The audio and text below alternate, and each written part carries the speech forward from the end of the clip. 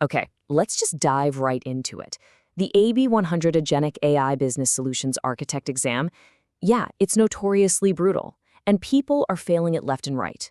If you're prepping for it, you already know exactly what's at stake here. But today, in this explainer, we are going to crack it wide open. We're zeroing in on the absolute biggest monster on the test, Domain 3.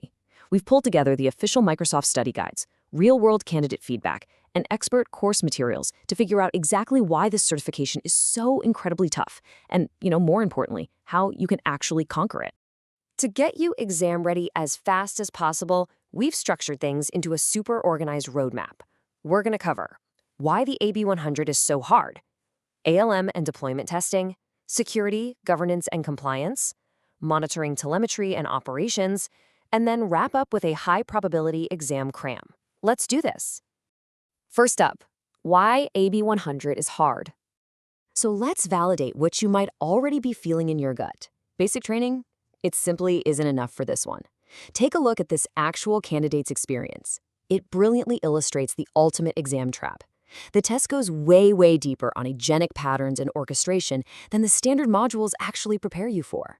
And get this, it absolutely loves asking about failure scenarios and retry logic. You can't just memorize how to build a happy path agent. No way. You really have to understand what happens when things break, how to handle standard application lifecycle management packaging, and how orchestration dynamically selects tools and connected agents right at runtime. That specific distinction right there is exactly why Domain 3 trips up so many test takers. And here's the kicker, why all of this matters so much.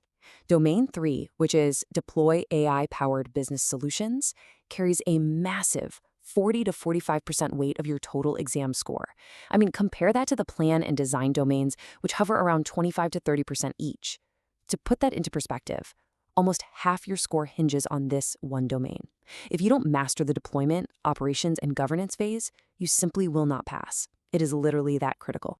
All right, moving into our second section, ALM and deployment testing. Application Lifecycle Management, or ALM, is the operational backbone of Domain 3. You absolutely have to memorize this dev, test, prod, promotion lifecycle. It's crucial to understand how deployment gates dictate the rollout of your agents and models. It really doesn't matter if you're using Copilot Studio for low-code, Dataverse-centered agents, or using Microsoft Foundry for those code-first custom model scenarios, the ALM principles remain incredibly strict. The exam completely expects you to know how to properly package solutions, test them rigorously, and then promote them safely through secure environments. Now, when you inevitably hit one of those drag-and-drop exam questions that ask you to map testing types to business requirements, remember this key distinction. If the requirement is about properly exchanging data between Dynamics 365 apps, you're looking at integration testing. But if the requirement is about aligning with defined user workflows and actual business processes, then we're talking about user acceptance testing. Don't mix those two up. The exam is testing your precision here, your ability to apply the exact right evaluation method to the exact right business requirement. Missing this? It's just a really quick way to bleed points. Okay, please do not fall for this extremely common environment deployment trap.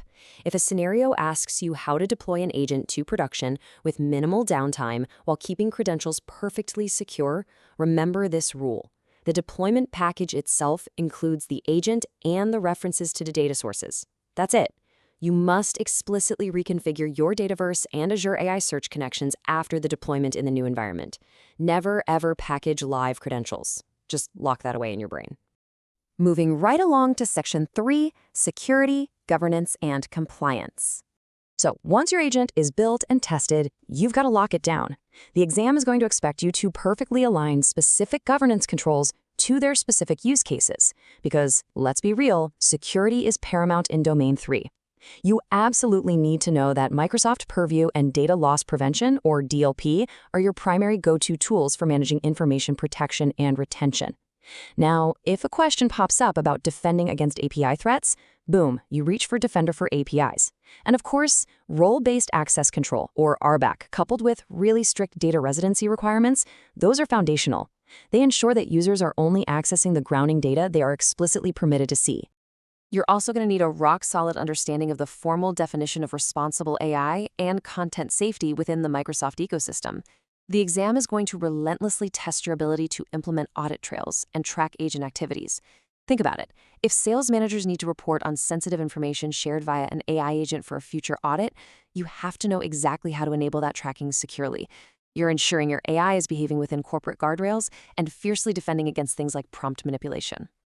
Let's transition into Section 4, monitoring, telemetry, and operations. To actually keep your deployments healthy and prove their actual business value, the exam demands you know exactly when to pull in specific analytics tools. You're going to use Azure Monitor and Log Analytics when you need to interpret deep telemetry and system health. But you'll pivot to Microsoft Sentinel when you're dealing with security alerts and active threat detection. Beyond that, you have to understand ROI and value tracking. You've got to establish a measurable current state baseline, things like task volume, the time spent per instance, and your loaded labor costs. Why? Because that's how tools like Copilot Studio Conversational Analytics can actually prove whether your agent is successfully deflecting escalations and, ultimately, saving the company money. Okay, I really want you to burn this concept into your memory for test day. Do not confuse fallback with escalate. Fallback is the mechanism that handles unclear or unmatched user input. Basically, it's how the agent attempts to gracefully recover when it just doesn't understand a prompt. Escalate, or transfer, on the other hand, explicitly hands off the entire conversation from the AI to a live human representative.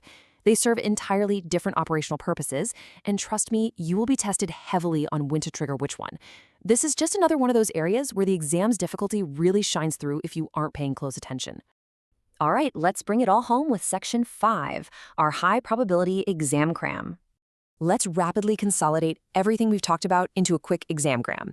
These are your absolute architectural truths for the AB-100. First up, Dataverse is your governed operational single source of truth for Dynamics 365 and Power Platform.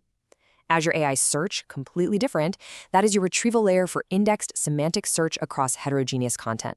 Second, for low-code multi-channel agents, you're using Copilot Studio. But for code-first agents, advanced orchestration, or custom models, you're deploying Microsoft Foundry.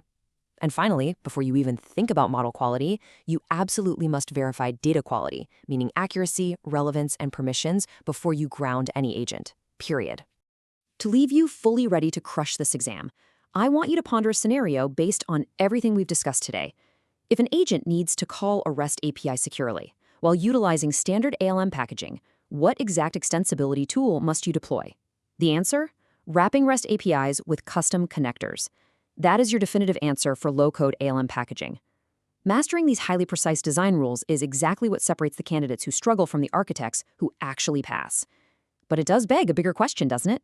As Agentic AI becomes the absolute standard for every enterprise out there, are these strict governance guardrails going to naturally evolve and become easier? Or will they become infinitely more complex to manage? Something to chew on as you prep for Domain 3. Good luck, and we'll catch you in the next explainer.